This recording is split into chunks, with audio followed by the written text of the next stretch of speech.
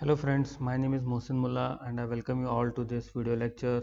In this video lecture, we are going to see the definition of system and also a few practical examples of system, and also we are going to see about the various types of elementary signals that are available with us. Now let us begin with the definition of a system. Okay, so now let us understand what is a system. Okay, so basically what will happen when we talk about a signal, so that signal as it is will never be used in any other application. It always needs to be processed, converted into some meaningful information in order to take some action depending upon the information available in the signal. Therefore it requires a system. Now I am talking to you and you are able to hear my voice. It is only possible because when I am speaking, so from my vocal cord, the sound wave is created and that sound wave is reaching to your eardrum, and your eardrum is converting that sound wave into meaningful words. So this is what the you can say the vocal cord and my entire throat section along with the movement of tongue forms a transmitting system, and your ear system entire you can say the outside part of the ear till, because the outside part of the ear is used as the you can say receptor for that acquiring the or diverting the sound waves striking to the external portion of that ear into the inside of the ear. So therefore finally the sound wave reaches to drum, which you can say vibrates, and we will be able to hear the words, and we will be able to make some kind of meaning about that work. And when I say some command, you will be very easily understand what I want you to do, and you will respond to that, you will do the action. So therefore it requires a system. Therefore what is a system? So a system is defined as an entity that manipulate one or more signals to accomplish a task, thereby yielding a new signal. So let me just write the definition straight away here. So a system is a entity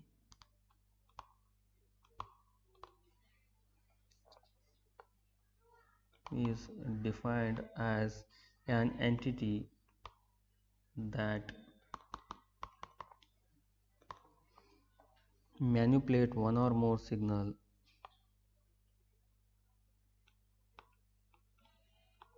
manipulate one or more signals to accomplish a task,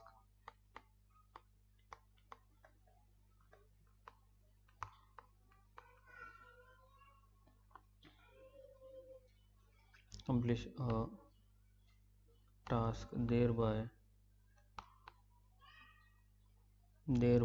yielding a new signal.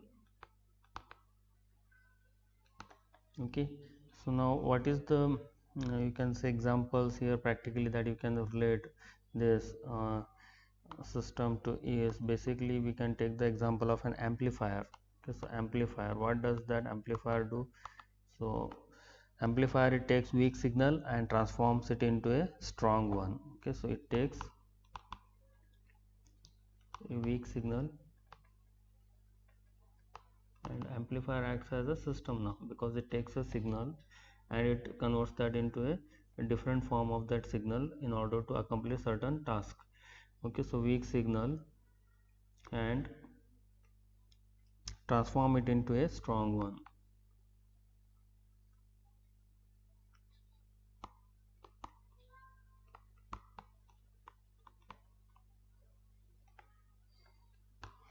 Okay, so now there is a representation of the system. So how does a system is represented?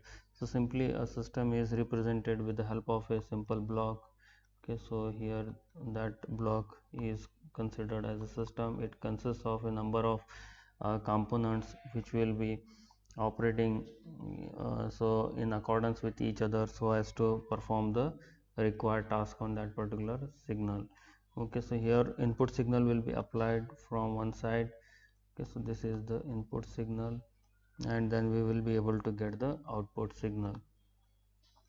Okay, so this is the basic representation of a system.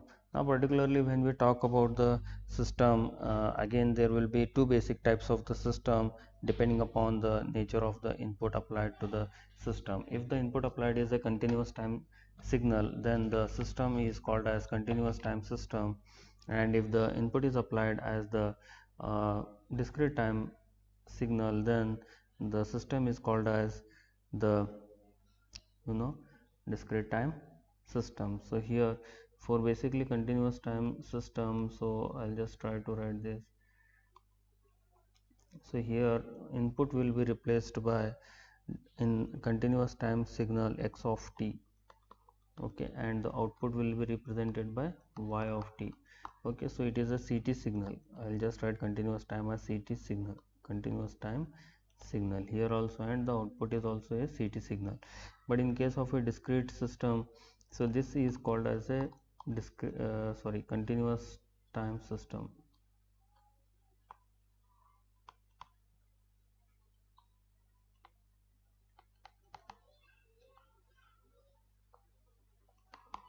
Okay, and if the applied input to the system is represented as x of n and the output available will be represented as y of n, and this system in that case will be now referred as a discrete time system or DT system, discrete time system, because here the applied signal itself is a discrete time signal, that is a DT signal. Okay, so now this is about the basic representation of the continuous time system and discrete time system.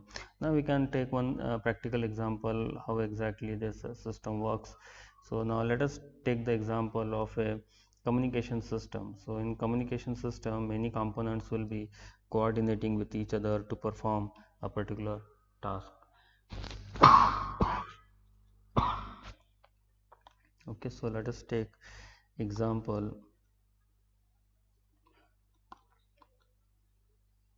communication system.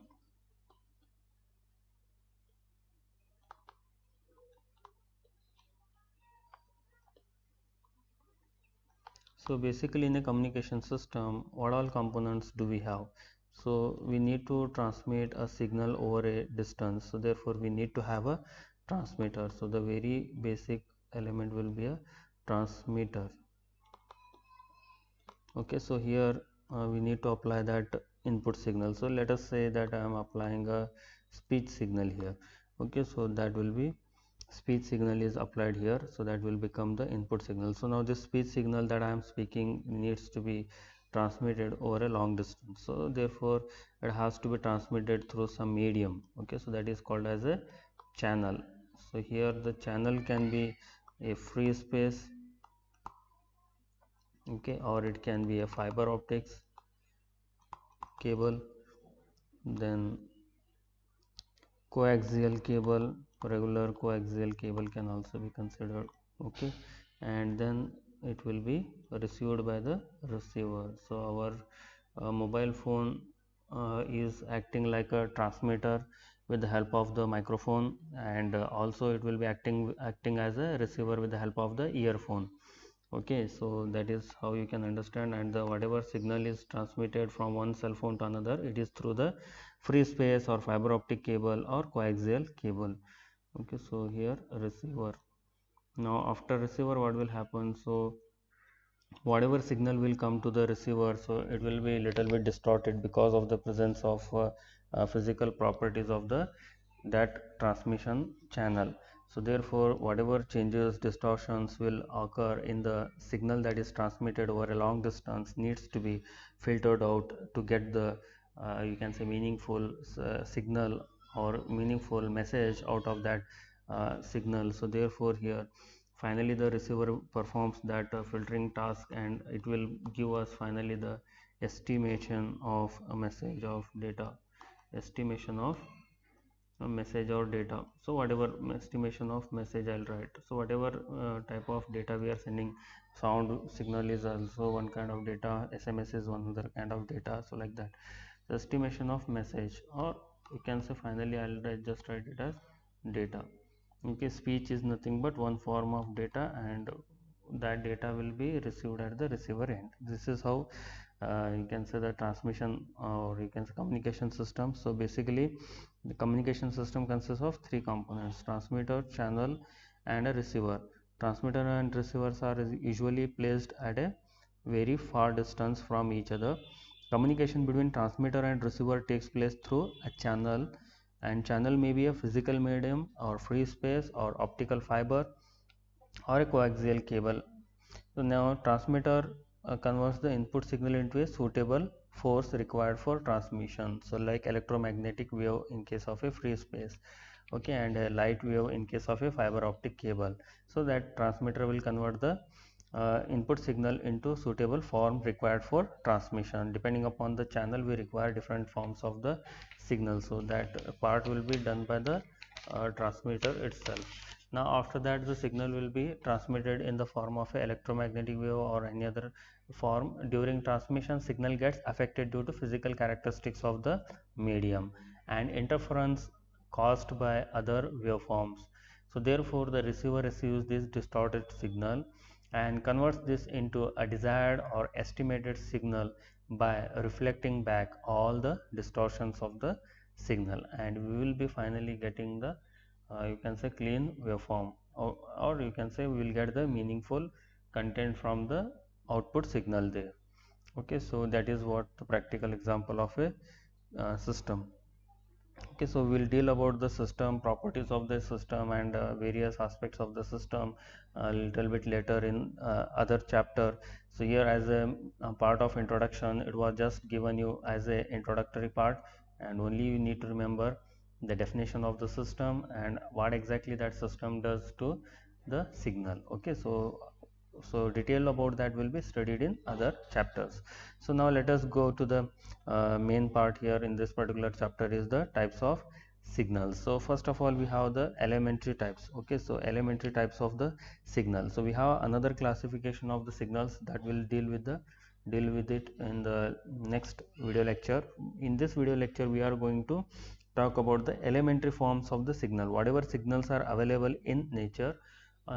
In you can say in what different forms they are available, means if every signal is represented with the help of a mathematical function, so we can list those with different types of signals in these various types of around 6 types of mathematical functions. Okay, so those are called as the elementary signals. Elementary signals because every other signal that we are going to deal will be related to or form of one or the other elementary signal. So these are the main basic, you can say, form of the signals. Okay, so let me just write the elementary signals, types of elementary signals. Okay, so similarly in case of elementary signal, again we can have two types. One is continuous time and another one will be the discrete time. And if continuous time signal is available, we already know that in the first previous video lecture, that if the continuous time signal is sampled at uniform rate, we will be able to get the discrete values out of that continuous signal, and that will be our discrete time signal. So if this discrete time signal are to be studied separately, it is just nothing but the analogous to the elementary continuous time signals. Okay, and elementary signals are the basic signals that occur in nature. So I'll just write some lines for this so that you can remember. So elementary signals are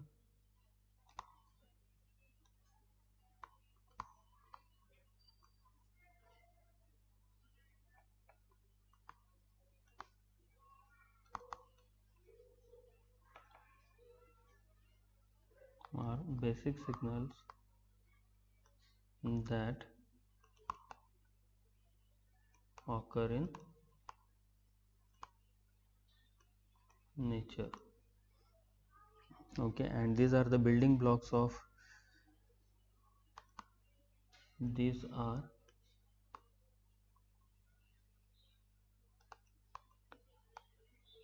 building blocks of more complex signals. Therefore many signals can be, what is the importance of this is many signals can be modeled using these elementary signals. This also we are going to deal in one of the units, how to model the required signal from by using the elementary signal, can be modeled using elementary signals.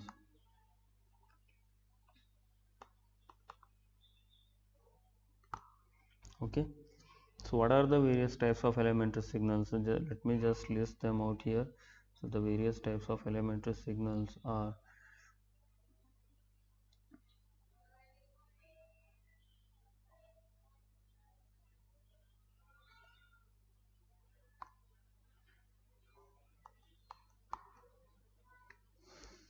exponential signals,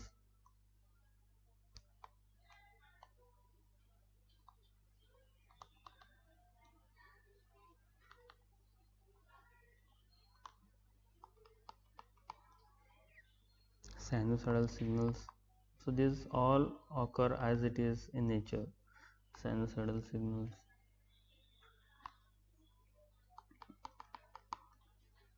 then exponentially damped,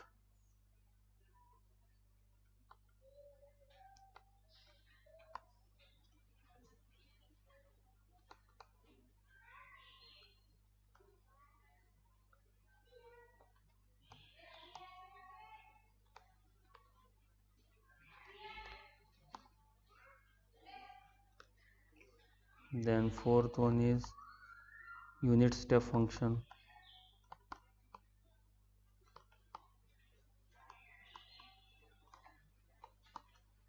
fifth one is unit impulse function,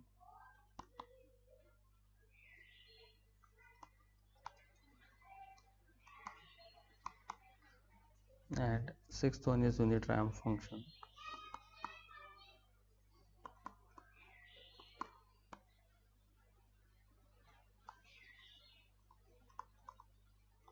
Okay, so these are the basic 6 types of elementary signals that we have.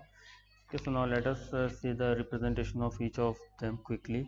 So very first is exponential signal. Okay, so exponential signal.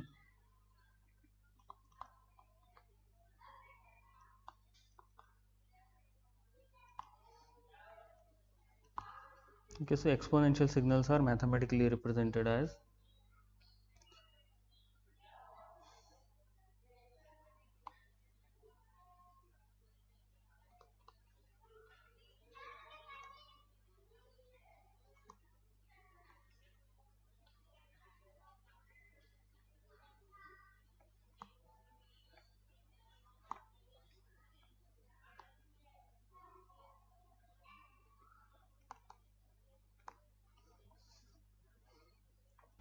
x of t equal to c times e raised to at. Okay, so this is the basic representation of exponential function or exponential signal, where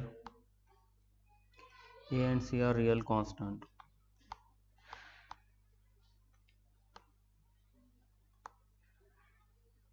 So a and c are real numbers, real constants.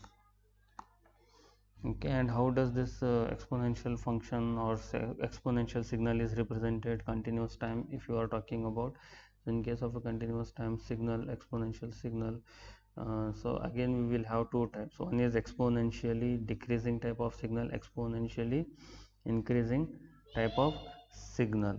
Okay, so here exponentially decreasing type of signal will be having a larger magnitude in the beginning, and as time passes the magnitude will go on decreasing. So therefore here, if say from minus infinity the signal was having large magnitude, then the magnitude starts reducing as the time is increasing, and finally at positive infinity the signal is going to reach to 0. Okay, so this is called as the decaying type of exponential signal. Okay, so here uh, representation for that signal x of t is c time e raised to at. Okay, so now if you substitute t value equal to 0 here at the 0th instant, so e raised to 0 is 1, so therefore 1 into c is c. So here at instant 0 time t equal to 0, the magnitude of this decaying type of exponential signal is c.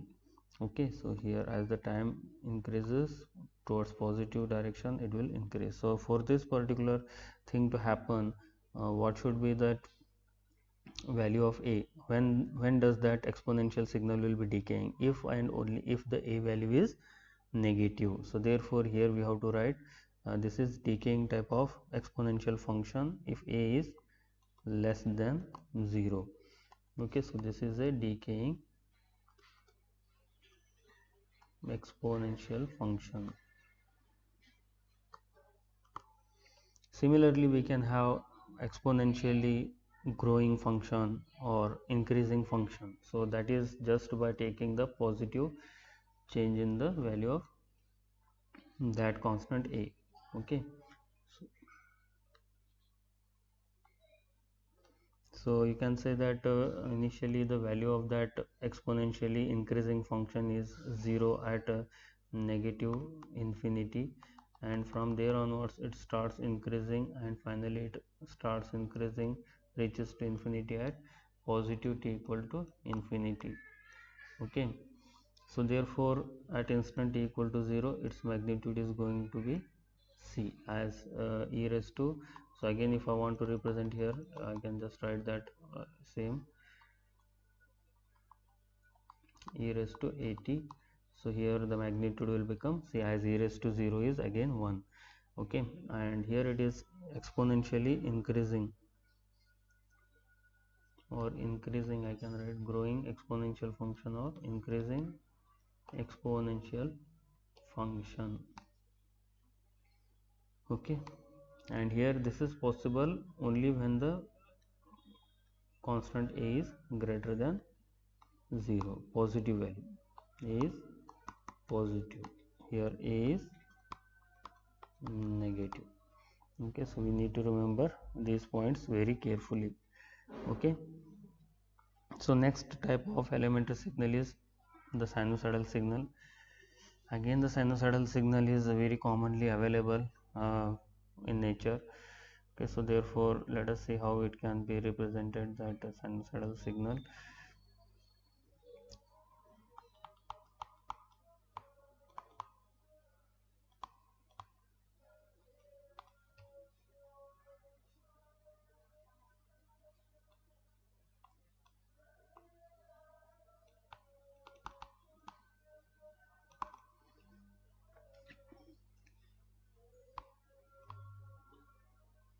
Sinusoidal signals are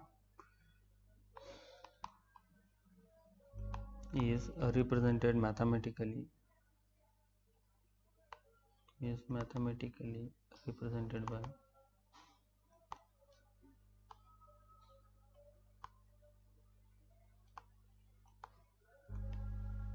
x of t equals to a cos omega naught t plus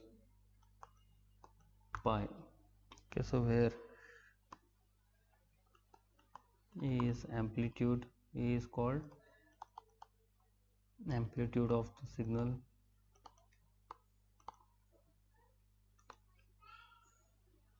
omega naught is called angular frequency,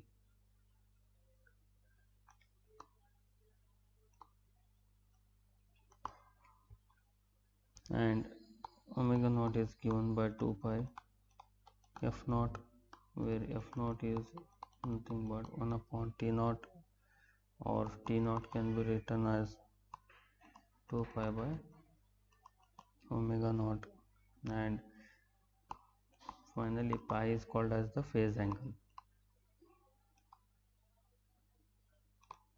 Pi is called as phase angle. So that is, phase angle is nothing but it will define the starting instant of the signal, whether it is starting at instant say 0 or it is starting at any other instant.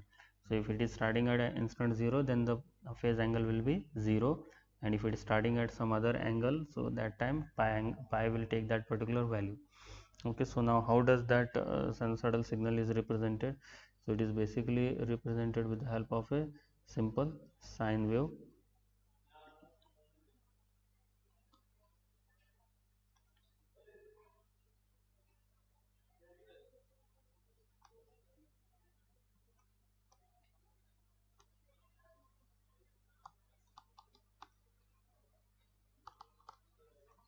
So this magnitude is called as amplitude, and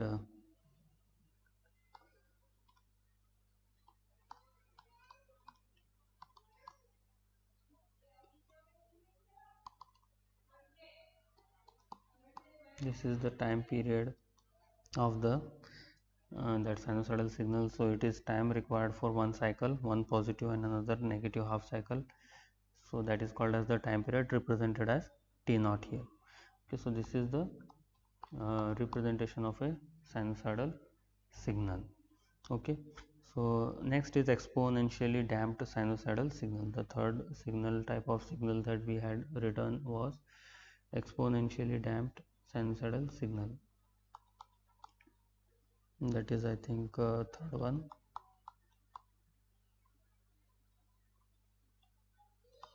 Now what is exponentially damped?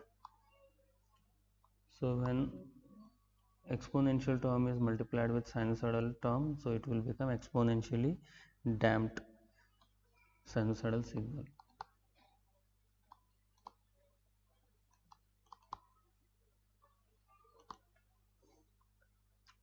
And it is mathematically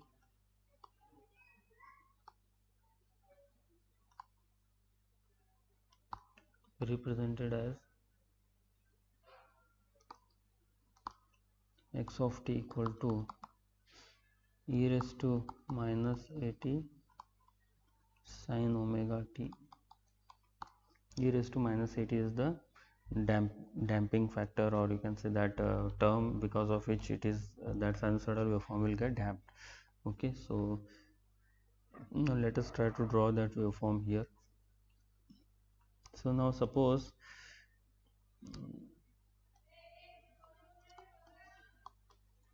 if I start the signal from instant 0, because it is sin omega t, so pi is 0 here.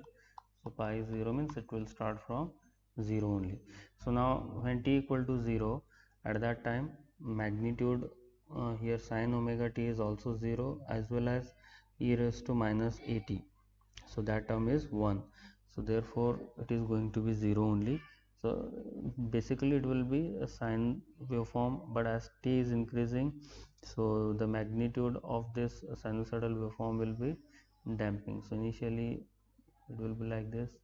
As the cycles are time is increasing, so that way magnitude will also be damping like this, and finally after some time the magnitude reduces to very low value, so that is called as damping.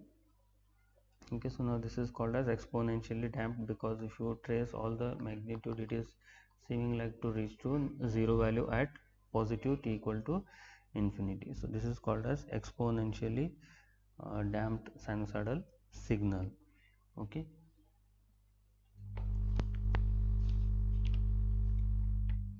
now the fourth type of elementary signal is the unit step signal, or unit step function. Also we commonly call it as unit step function. So now let us try to write for that unit step function.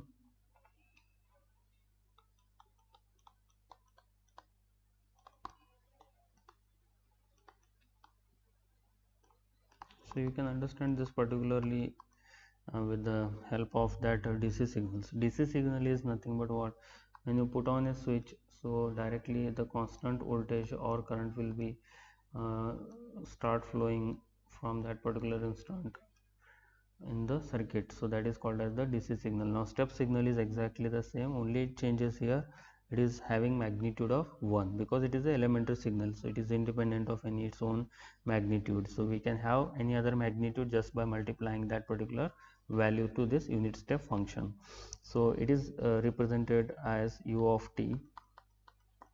Okay, so means it is symbolically written as u of t, and defined mathematically, it is defined as, I'll just write it mathematically,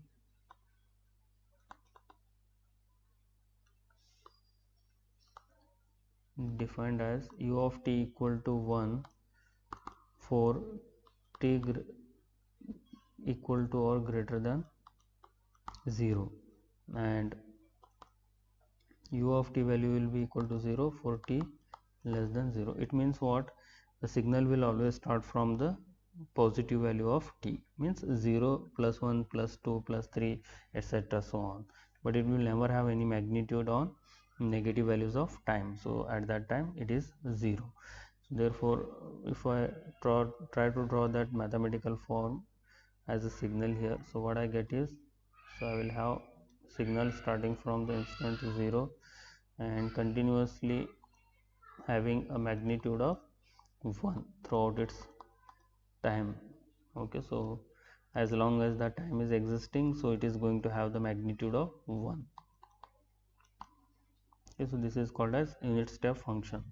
Similarly, we have another signal which is called as a unit impulse function or unit impulse signal.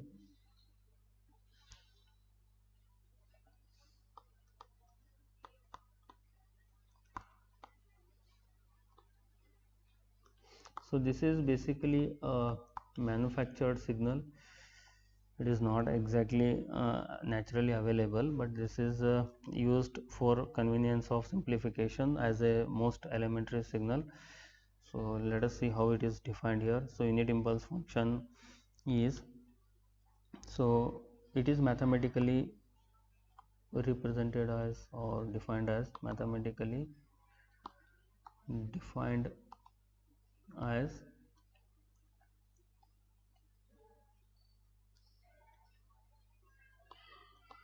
del of t equal to 1 at t equal to 0 and del of t equal to 0 for t not equal to 0. It means what? Except for that instant 0, so the signal is going to be 0 and only at the instant 0. So if I take here positive 1, positive 2, positive 3 and this at my negative values of the time. Okay, so here this signal is going to be 0 and only at the instant 0 it is going to have a magnitude of 1. Okay, so this is called as the impulse function and represented as del of t. So it will have magnitude of 1 at t equal to instant 0. At any other instant it is not going to have any magnitude, only at the instant t equal to 0 it is going to have the magnitude. Okay, so let me just write few lines because it is a bit important signal, because later also we are going to use it many times. This function del of t is also known as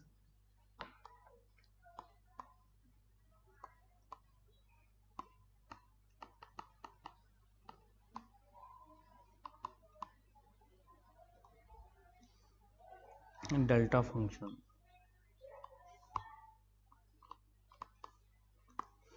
It indicates that the area covered by unit impulse function is unity.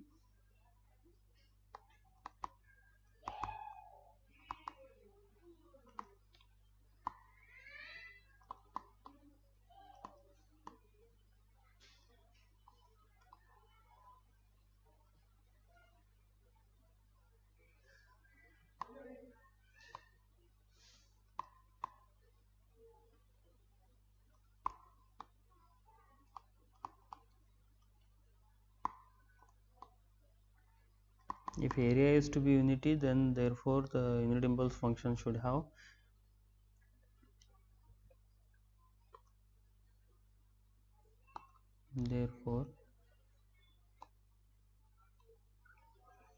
unit impulse function should have, or it has unit impulse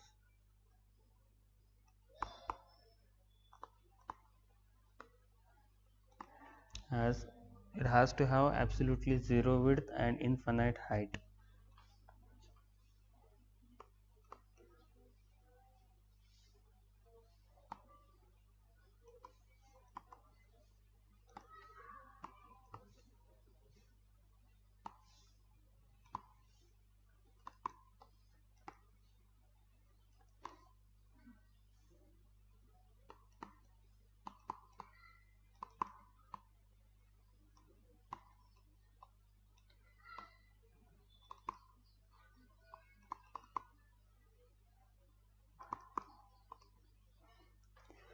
Okay, so it has got zero width, infinite height, or unit area or unit strength.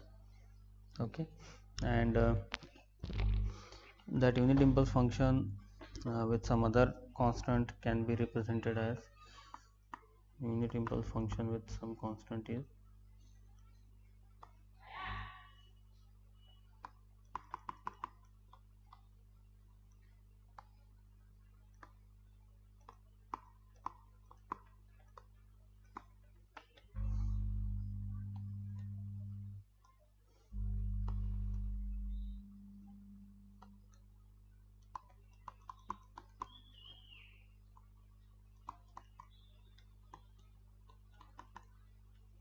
okay.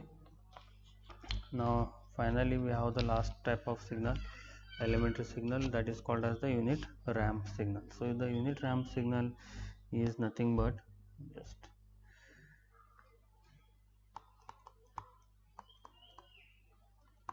unit ramp signal. So unit ramp signal is mathematically defined as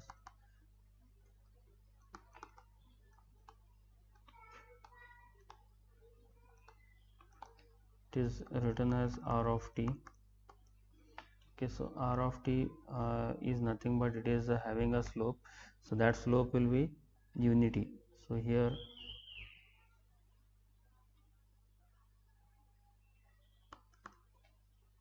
it is written as t r of t equal to t. So this is t is valid for t greater than or equal to 0. Okay, and it is equal to 0 for sorry so it is equal to t for t greater than or equal to 0. It is equal to 0 for t less than 0. So it means what?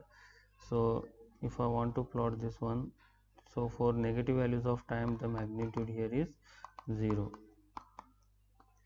Okay, and as soon as the time starts the magnitude of the signal will also start, and it will have the unit slope. Means what? If the time is 2 units or 2 seconds, in that case the magnitude will also reach to 2 units. So therefore the slope is unity. It is having a positive slope and it is unity slope. So that is called as unit ramp signal.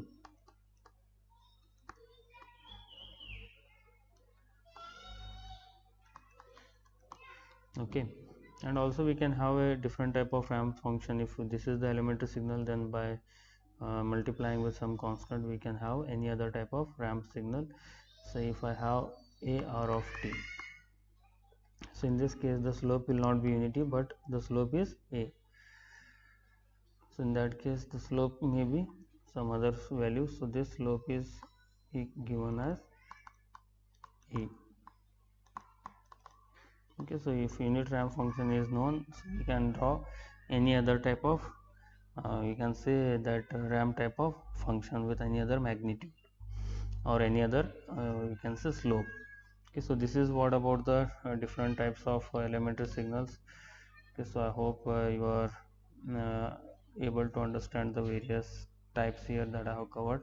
First we covered the definition of the system, then examples of the system, then we listed the different elementary signals, and also I have given the representation of those elementary signals. Okay, so in this video lecture this is it, and the next video lecture we are going to explore some other aspects of the signals. Till then, happy learning and thank you.